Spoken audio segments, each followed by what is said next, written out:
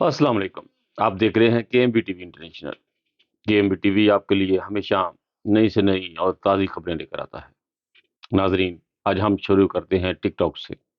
ٹک talk کے اوپر جتنے لوگوں نے بھی جماعت احمدیہ کی مخالفت کی، آج وہ خود ہی ذلیل و رسوا ہو رہے ہیں۔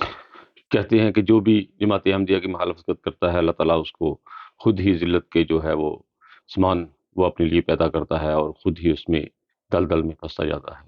آج جتنے بھی ٹک ٹاک کے اوپر جماعت احمدیہ کی مخالفت کرتے تھے، سارے کے سارے ایک دوسرے سے ذلیل ہو رہے ہیں، اور وہ لوگ خود ایک دوسرے کی جو ہے وہ کہانیاں سنا رہے ہیں کہ وہ ایسے کرتے تھے، وہ ایسے کرتے تھے، خواہ وہ عورتیں ہوں خواہ وہ مرد ہوں۔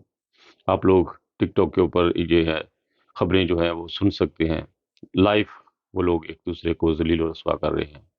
حضرت مسیح نے فرمایا تھا کہ جو میری احانت کرنے کا ارادہ بھی کرے گا، اللہ تعالیٰ اس کو ذلیل و رسوا کر دے گا۔ انی مہانت من ارادت الحیانہ، جو آدمی سوچے گا بھی اس بارے میں، اللہ تعالیٰ اس کو ذلیل و رسوا کر دے گا۔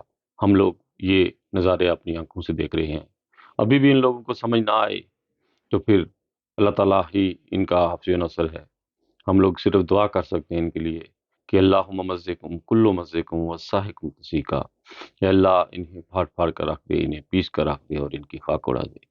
آج یہ لوگ خود جو ہے وہ ٹک ٹاک کے اوپر ذلیل و رسوا ہو رہے ہیں، اور ان لوگوں کا جو مقصد تھا وہ اس میں وہ کامیاب نہیں ہو سکے۔ انہوں نے اپنے لیے ہی وہ گڑھے کھودے اور اس میں خود ہی وہ ڈبکیاں مار رہے ہیں، اور یہ پوری دنیا ٹک ٹاک کے اوپر سن رہی ہے۔